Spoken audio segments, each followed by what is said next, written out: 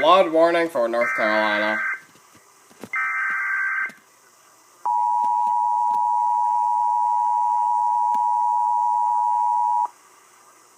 The National Weather Service in Morehead City has issued a flood warning for the Chicot Creek near Simpson. At 6:45 p.m. Eastern Standard Time Thursday, the stage was 11.2 feet. Flood stage is 11.5 feet. Minor flooding is currently forecast.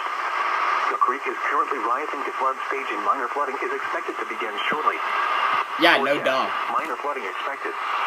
Impact at 11.0 feet. Flooding of low-lying areas adjacent to Mobley's Bridge Road.